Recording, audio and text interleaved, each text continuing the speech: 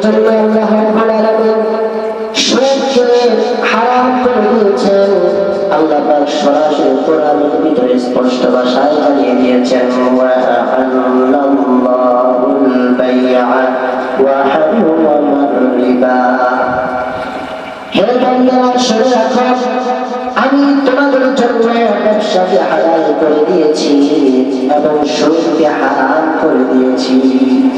সুদকে হারাম করে দিয়েছি।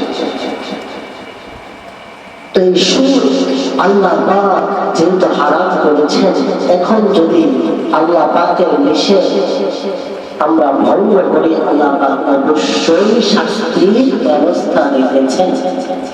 দেখেন কোরআনুল কারীমের ভিতরে অনেকগুলো আয়াত আল্লাহ পাক সুদকারীর শাস্তির ব্যাপারে উল্লেখ করেছেন। আমরা যদি দেখি সূরাতুল যাকাত 275 নম্বর আয়াতে আল্লাহ তাআলা বলেন, الذين يأكلون الربا لا يقومون إلا كما يقوم الذي يتخبطه الشيطان من المس। আল্লাহ রাব্বুল আলামিন বলেন, যারা সুদ খায় কিয়ামতের দিন তারা সেই বান্দার মতো উঠবে শয়তান যাকে স্পষ্ট দ্বারা পাগল বানিয়ে রেখেছে। অর্থাৎ তারা পাগল হয়ে মাতাল হয়ে কিয়ামতের ময়দানে ওই সুদখোরগুলো করতে থাকবে। নাউযুবিল্লাহ। এরপরে আল্লাহ রাব্বুল আলামিন আয়াতের ভিতরে বলছেন,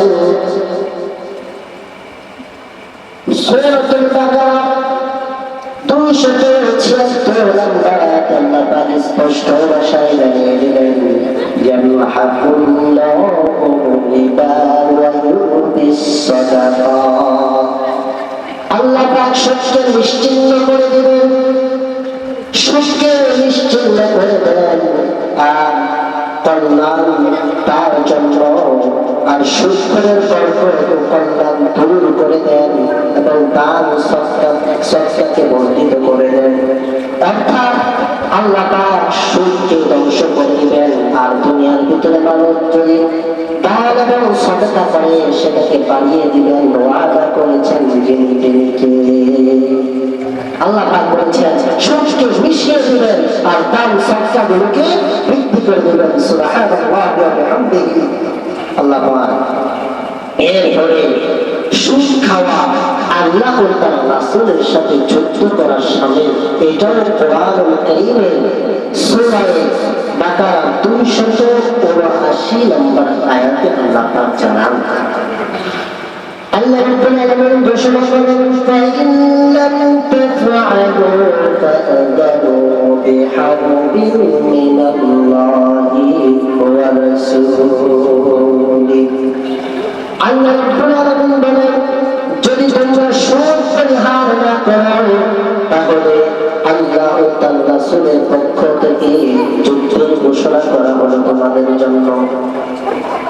অর্থাৎ এটা আল্লাহ পাকের আদেশ বা আল্লাহ পাকের নিষেধ। সুদ তোমরা খাবে না। যদি তোমরা সুদ খাও তাহলে আল্লাহ এবং রাসূলের পক্ষ থেকে তোমাদের জন্য যুদ্ধের ঘোষণা। কত বড় কথা! আল্লাহ যদি বা আল্লাহ রাসূল যদি আমাদের সাথে যুদ্ধের ঘোষণা দেন তাহলে আমাদের অবস্থাটা কেমন? শুধু এই ভয়াবহ পরিণতি শুধুই কি শেষ? আল্লাহ পাক আরো বলেন 4 নম্বর, আল্লাহ রাব্বুল আলামিন আরেক জায়গায় বলেন, ইয়া আইয়ুহাল্লাযীনা আমানু তাকুল্লাহা ওয়া যারু মা বাকিয়া মিনার রিবা কুনতুম মুমিনিন। আল্লাহ রাব্বুল আলামিন ঈমানদারদেরকে ডেকে বলেন, ইয়া আইয়ুহাল্লাযীনা আমানু, হে ঈমানদারেরা, ইত্তাকুল্লাহ,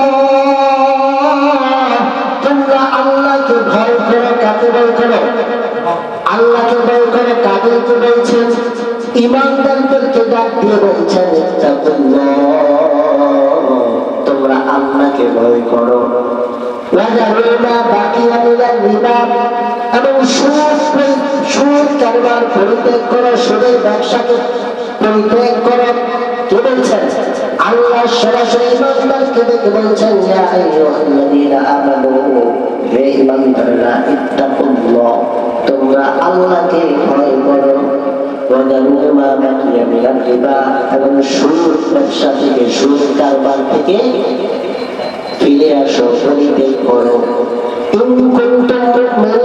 আল্লাহ বলছেন, যদি তোমরা মুমিন মুমিন হয়ে থাকো।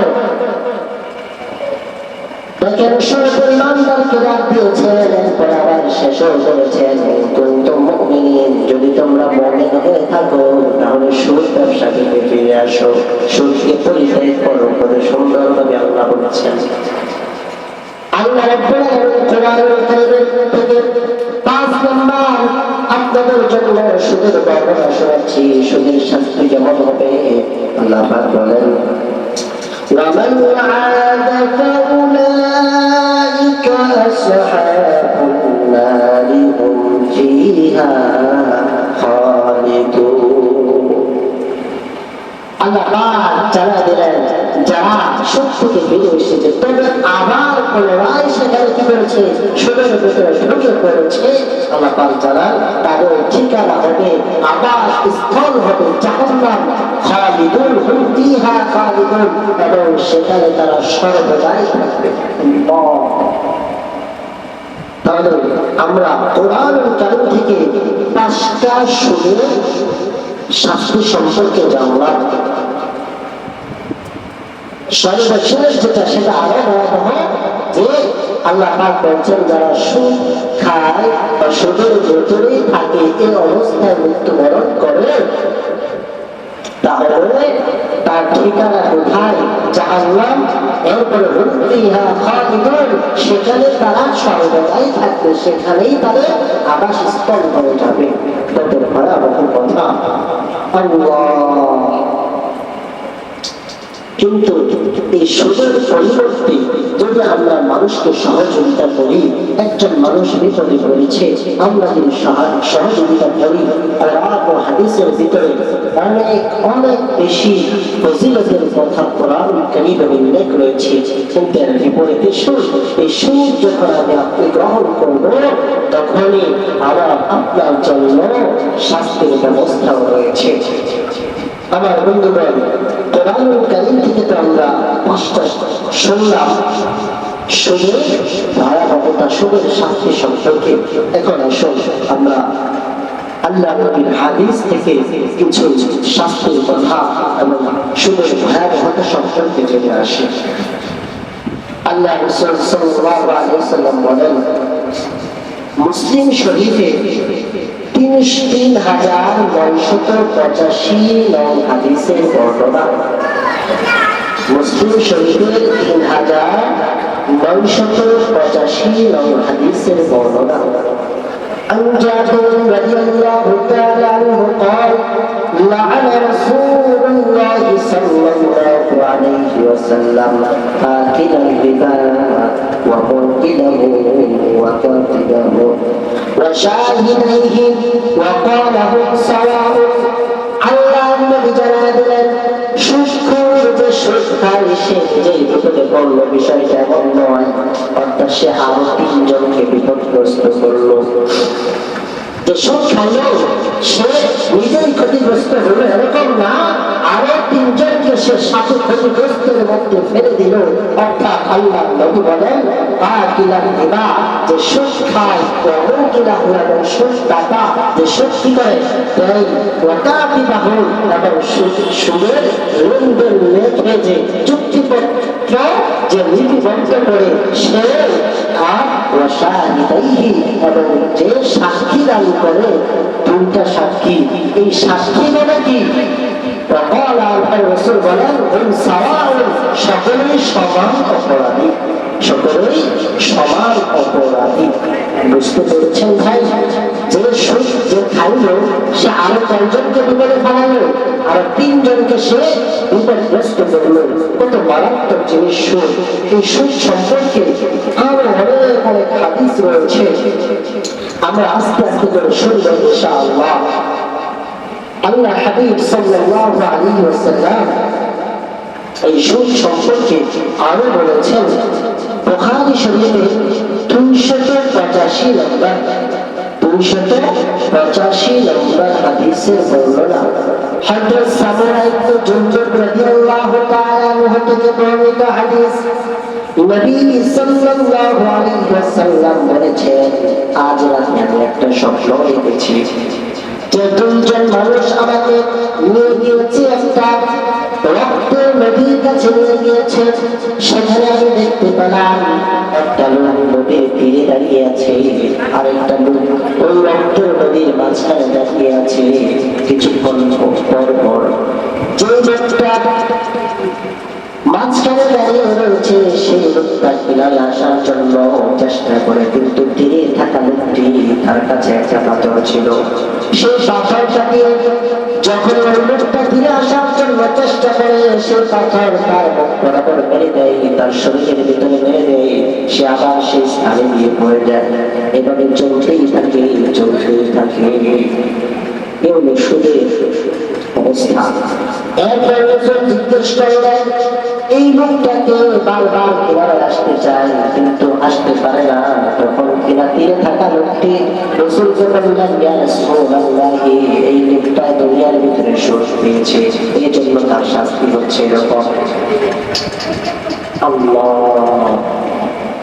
তাহলে সুদ করে কত ভয়াবহ শাস্তি এরপরে আল্লাহ নবীজি আরো বলেন সুনানে ইবনে মাজাহ 2273 নম্বর হাদিসের বর্ণনা হযরত আবু হুরায়রা রাদিয়াল্লাহু তাআলা আনহু থেকে বর্ণিত তিনি বলেন রাসূলুল্লাহ সাল্লাল্লাহু আলাইহি ওয়াসাল্লাম মিরাজের রাত্রিতে রওনা করেন আমাকে একদল লোকের কাছ দিয়ে গমন করানো হয়েছিল যখন আল্লাহ নবীজি মিরাজে গেলেন তখন একজন লোকের পাশ দিয়ে নবীজিকে নেওয়া হয়েছিল তখন নবীজি দেখতে পেলেন ওই লোকদের পেটের ভিতরে বিশাল আকৃতির বড় বড় সাপ তাদের পেটের ভিতরে রয়েছে এবং বাহির থেকে সেগুলো দেখা যাচ্ছে আল্লাহ রাসূল বললেন ও জিবরাইল এরা কারা কেন তাদের শাস্তি হচ্ছে তখন আল্লাহ নবী জিবরাইল আলাইহিস সালাম বললেন এরা দুনিয়ার ভিতরে সুদ পেয়েছে এই জন্য তাদেরকে এরকম শাস্তি দেওয়া হচ্ছে এরপরে 4 নম্বর শাস্তির কথা বলবো হাদিস শরীফ থেকে 4 নম্বর শাস্তির কথা সুনানে আহমদ 21957 নম্বর হাদিসে বর্ণনা সুনানে আহমদের 21957 নম্বর হাদিসের বর্ণনা عن عبد الله بن حنظلة أسير الملائكة رضي الله تعالى عنه قال قال رسول الله صلى الله عليه وسلم درهم الربا أن يأكله الرجل وهو يعلم أشد من 36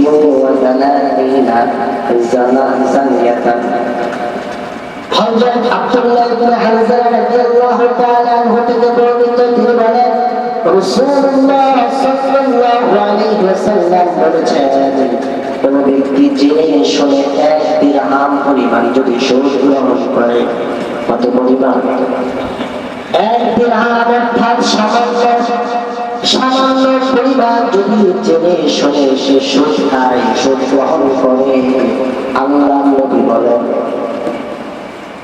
36 বার জানা করার চেয়ে কঠিন গুনাহ তার আমলনামায় দেওয়া হবে একটা মানুষ যদি 36 বার জানা করে তার আমলনামায় যে গুনাহ হবে তার চেয়ে বেশি গুনাহ সৎকর্মের আমলনামায় ভিতরে লিপিবদ্ধ করে দেওয়া হবে কত মারাত্মক সুদের কথা জানা থেকে বেশি ভয়াবহ হলো সুদ কিন্তু আমরা তো সুদকে কিছুই মনে করছি না আমার বর্ণনা আছে 5 নম্বর বর্ণনা শুনুন সুনান ইবনে মাজাহ 2274 নম্বর হাদিসের বর্ণনা সুনান ইবনে মাজাহ 2274 নম্বর হাদিসের বর্ণনা عن أبي هريرة رضي الله تعالى عنه قال قال رسول الله সাল্লাল্লাহু আলাইহি ওয়াসাল্লাম اللباس 70 حربا أيسرها أن ينكح الرجل أمه আল্লাহ নবী বলেন হযরত আবু হুরায়রা রাদিয়াল্লাহু তাআলা আনহু থেকে বর্ণিত রাসূলুল্লাহ সাল্লাল্লাহু আলাইহি ওয়াসাল্লাম বলেন হাদিসটা যখন শরীয়ত পড়ি চোখ দিয়ে শুধু পানি পড়ে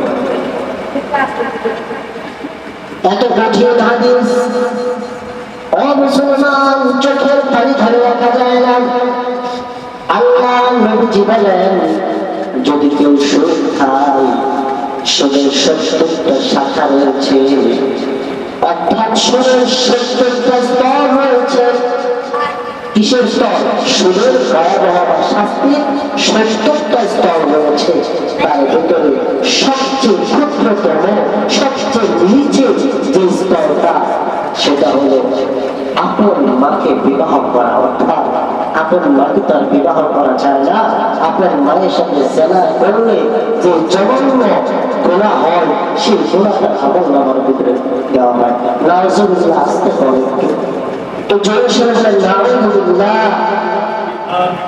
আল্লাহ এই কথা শুনে চোখের পানি রাখা যায় আর কে আছে এখানে মাকে ভালোবাসেন না সবাই তো মাকে ভালোবাসে কিন্তু দেখেন কত বড় অপরাধী করছেন নিজেকে একটু কষ্ট করেন কত বড় অপরাধের সাথে আমি জড়িত আছি আল্লাহ নবীজি বলেছেন আর নবীজি যে কথা বলেন সেটা কখনো মিথ্যা হতে পারে না গ্রহণযোগ্য হাদিস আবু হুরায়রা রাদিয়াল্লাহু তাআলা আনহু থেকে বর্ণিত হাদিস যে সুদের 70টা কি রয়েছে শাখা প্রশাখা রয়েছে শাস্তির ক্ষেত্রে আর সর্বনির্দিষ্ট ছোট সবচেয়ে ছোট যে শাস্তি সেটা হলো মায়ের সাথে জেনা করার শাস্তি আল্লাহ আল্লাহ আমাদেরকে হেফাজত করুন আল্লাহ